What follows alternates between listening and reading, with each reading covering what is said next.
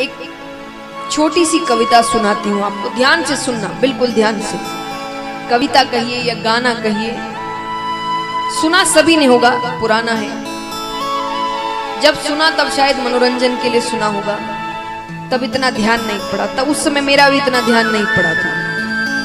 लेकिन जब आज का समय देखते हैं, हम आज के लोगों को देखते हैं, जिस प्रकार रिश्ते हो गए हैं, भरोसा जिस प्रकार का आजकल हो रहा है, तब लगता है कि वो गाना या वो कविता एकदम सटीक बैठती है उस बात पर या आज के संसार पर। क्या कसमें वादे प्यार वफा बातें हैं बातों का, कसमें वादे प्यार वफा बातें हैं बातों का, कोई किसी का नहीं ये झूठ, कोई किसी का नहीं ये झूठ, नाते हैं नातों का क्या, कसमें वादे प्यार बातें हैं बातों का। भगवान बार बार दुखों को भेजकर, ये दुख संकट क्या होते हैं आपके जीवन में, आपको सीख देने के लिए होते हैं, सही रास्ता दिखाने को होते हैं। तो भगवान बार बार दुखों को भेजकर, संकटों को भेजकर, संतों को भेजकर आपको समझाते रहते हैं सही रास्ता कौन सा है, तुम्हें किस रास्ते पर चलना है। पर हम गलत रास्ते पर चले जा रहे हैं, आंखें बंद कर कर बिल्कुल। तो देखिए कितनी अच्छी बात, कब आज का समय देखकर बात कब लिख दी गई। कहते हैं होगा मसीहा सामने तेरे, फिर भी तू ना बच पाएगा, होगा मसीहा सामने तेरे, फिर भी तू ना बच पाएगा, तेरा अपना खून ही आखिर तुझको आग लगाएगा, तेरा अपना खून ही आखिर तुझको आग लगाए। और आसमान में उड़ने वाले मिट्टी में मिल जाएगा, कसमें वादे प्यार बातें हैं बातों का। और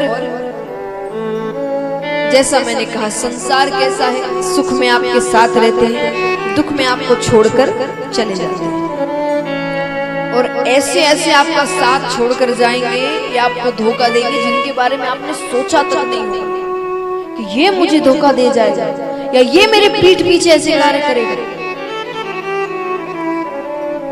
सुख में साथ रहेंगे तेरे, दुख में सब मुंह मोड़ेंगे, सुख में साथ रहेंगे तेरे, दुख में सब मुंह मोड़ेंगे, दुनिया वाले तेरे होकर तेरा ही दिल तोड़ेंगे, कि दुनिया वाले तेरे होकर तेरा ही दिल तोड़ेंगे। और आप क्या उम्मीद लगाते हैं ऐसे लोगों से?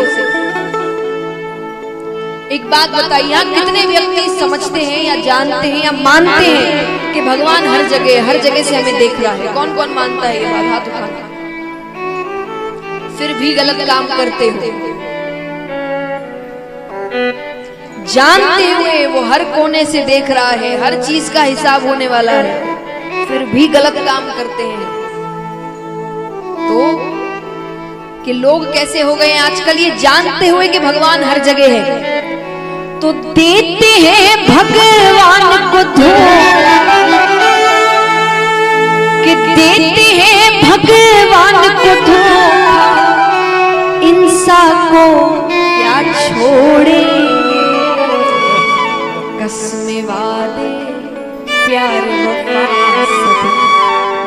हैं बातों का,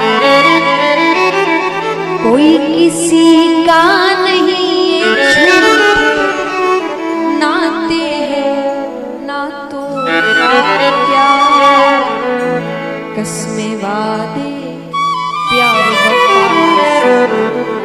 बातें हैं बातों का। ये सब कहने का अर्थ ये नहीं कि रिश्ते तोड़कर बैठ जाओ, नहीं। जब गृहस्थ में रह रहे हैं सब निभाने पड़ते हैं, पर बार बार बात एक ही है, इनका सच जान के रहो। भगवान कहते संसार में रहना गलत नहीं है, पर इसको सच मान के रहना गलत है। सबको पता है एक ना एक दिन मृत्यु आनी है, हर किसी की आनी है, लेकिन जब आती है तब कैसे अवाक रह जाते हैं, ये कैसे हो गया? हो गया मतलब क्या? पता नहीं था होने वाला है। भगवान कहेंगे मैंने हर बार बताया, मैंने तो कोई लिमिट दी नहीं है कि भाई 60-70 लेकर ही चलना, इतने तक ही मृत्यु आएगी। मैंने तो कहा है दूसरे पल क्या होगा तुम्हें नहीं पता, किसी पल कुछ भी हो सकता है तुम्हारे साथ। लेकिन हम कैसे चौंक जाते, ऐसे कैसे हो गया, ये कैसे हो गया? सब तो पता था होने वाला है। तो जब हम सच भूल जाते हैं ना, तब ऐसा होता है। जब सच पता होता है, अब रिश्तों में बिल्कुल तरीके से मोह में पड़ गए हो, भरोसा कर लिया, फिर वो धोखा देगा तो रोने बैठ जाएंगे, जिंदगी खराब हो गई, बिखर गए, टूट गए, कुछ नहीं कर पा रहे। क्यों? पहले ही समझ लेते कि हर व्यक्ति एक ना एक दिन धोखा देगा। ये बात हमेशा याद रखना, इस दुनिया में हर व्यक्ति आपको एक ना एक बार धोखा देगा, हर व्यक्ति। लेकिन धोखा अलग अलग हो सकता है। कई बार आप सोचेंगे व्यक्ति खराब नहीं है, तो उसका जीवन आपको धोखा दे जाए। बहुत प्रेम हो गया उससे, उसका अंत समय आ गया, अब आप तो उस पर निर्भर थे पूरी तरीके से, वो गया, उसके जीवन ने आपको धोखा दे दिया। पर धोखा तो हर व्यक्ति एक ना एक बार देगा, तो या तो उसके लिए तैयार रहो, और या फिर इंतजार करो जब दे तो हम टूटे, हम बिखरे, हम रोए। भगवान हर बार यही समझाते हैं, संसार में रहना गलत नहीं है, पर इतने मत पड़ जाओ कि फिर जब असलियत सामने आए तो अपने आप को संभाल ही ना पाओ। ये याद रखो, सहारा तो एक ही देगा, वो भगवान है, उसके अलावा और कोई सहारा नहीं देने वाला। सच्चा तो वही है, और जीवन भर साथ भी वही देगा। इसीलिए कहा जाता है दुख में भगवान की याद आती है, सुख में किसी को भगवान ऐसे ही थोड़ी ये बात कही जाती है कि भगवान सुख में साथ नहीं रहते, दुख में आ जाते हैं, क्योंकि सुख में हम ही याद नहीं रखते उनको। हम अपने उत्सव मनाने में, उसको सेलिब्रेट करने में कि भाई खुशियां जीवन में आई है, कोई भगवान को याद नहीं करता। दुख में सबको बड़े भगवान की याद आती है, मंदिरों में जा रहे हैं, हाथ जोड़ रहे हैं, रो रहे हैं, भगवान रक्षा करो रक्षा करो। और जो काम हो जाता है तो भूल गए भगवान को। ये नहीं करना है। तो महाराज अब शुकदेव जी कहते हैं, राजा परीक्षित पूछते हैं कि प्रभु हमने सुना है कि मरने के बाद, मृत्यु के बाद नरक लोक है, स्वर्ग लोक है, तो ये सच में है कि सिर्फ कहने को बातें डराई जाती है? शुकदेव जी कहते सच में है। तो बोले कैसे है, क्या होता है वहां पर? बोले स्वर्ग लोक में तो देखिए आपकी इच्छाएं पूरी होती है, जितने समय का आपने पुण्य किया होगा, क्योंकि पुण्य नंबर के हिसाब से नहीं होता, इतने पुण्य किए, कितने समय का पुण्य किया, कि इतने वर्षों तक किया या इतने घंटों तक किया, इतने महीने का पुण्य किया और इतने समय का पाप किया, उस हिसाब से आपको जगहों पर रखा जाता है। तो स्वर्ग में क्या होगा, आपकी इच्छाएं पूरी होगी, जो कहोगे वो इच्छा पूरी की जाएगी। नरक में क्या होगा? बोले नरक में आपको दंड दिया जाता है। कैसे? बोले अलग अलग नरक लोक है, नरक लोक सिर्फ एक नहीं है, कुल 28 नरक लोक है। कितने? 28। उसमें पाप के हिसाब से दंड मिलता है, जैसे पाप किए होंगे वैसा दंड मिलेगा। उदाहरण देखिए, मैं आपको उदाहरण दे रही हूँ, शुकदेव जी ने असली दंड बताए थे। वो दंड सुनने के बाद राजा परीक्षित इतने डर गए थे, तो जिन्होंने अपने जीवन में सिर्फ एक पाप किया था, सिर्फ एक, राजा परीक्षित ने, उसकी भी सजा उनको मिल गई कि 7 दिनों में मृत्यु है। तो हम तो आए दिन पाप करते ही रहते हैं, हम कितना डर जाए। इसलिए असली दंड नहीं बताते हुए आपको उदाहरण दिए जाएंगे। मान लीजिए घर में हम साफ सफाई करते हैं ना, डस्टिंग का कपड़ा होता है, सिर्फ जो ऊपर ऊपर धूल बैठ जाती है तो उसको थोड़ा झाड़ देते हैं। उस कपड़े को साफ करना है, कैसे करेंगे बताइए? धो के पानी में, थोड़ा सा पानी में धोएंगे, वो साफ हो जाएगा क्योंकि सूखा कपड़ा है। अब अगर मान लीजिए घर के पोछे का कपड़ा है, जो पोछा लगाते हैं, उसको साफ करना है, कैसे करोगे? पानी में साबुन इत्यादि जो भी इस्तेमाल करते हैं, थोड़ा ब्रश इत्यादि भी इस्तेमाल होगा, कूटनी से पीटा जाएगा, तब जाकर वो साफ होगा। अब मान लीजिए घर के चौके का कपड़ा है, रसोई घर का, जिसमें तेल की चिकनाई है, उसको कैसे साफ करेंगे? खोलते हुए गर्म पानी में डाला जाएगा, फिर कॉस्टिक सोडा इत्यादि डाला जाएगा, खूब साफ किया जाएगा, खूब पीटा जाएगा, खूब निचोड़ा जाएगा, तब जाकर वो साफ होगा। तो जैसे कपड़े वैसी सफाई, जैसे पाप वैसा दंड, ऐसे ऐसे दंड मिलते हैं वहां पर। ये सब सुन के तो राजा परीक्षित भयंकर डर जाते हैं। राजा परीक्षित कहते, प्रभु ऐसा कुछ है कि जीव पाप भी करे और नरक लोक भी ना जाए। सुखदेव जी कहते ऐसा कुछ नहीं है, पाप किए हैं तो नरक लोक जाना पड़ेगा। हाँ, अगर आप पाप एक बार करते हैं, उसका प्रायश्चित सही तरीके से कर ले तो दंड बहुत कम हो जाता है, लेकिन जाना तो पड़ेगा। बोले नहीं, कोई तो तरीका होगा, एक तो ऐसा तरीका होगा कि पाप करके भी वो नरक लोक ना जाए। सुखदेव जी कहते हैं, आप पापियों का भी कल्याण चाहते हैं, एक तरीका है, सिर्फ एक तरीका।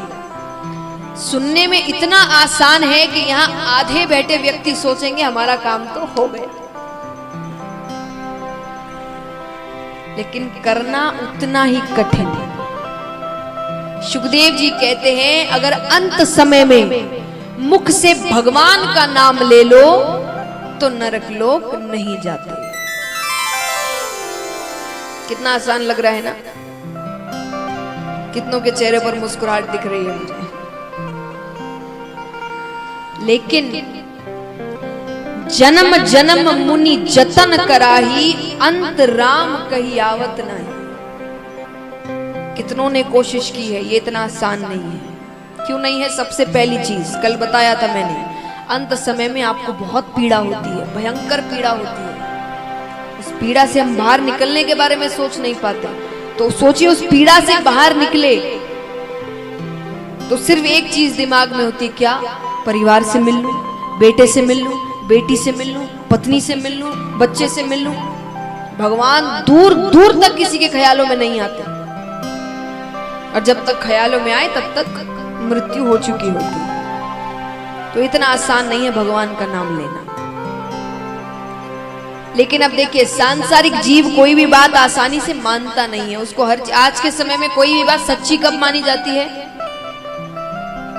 किसी बात को अगर सच मानना है तो कैसे मानेंगे आज के समय पर?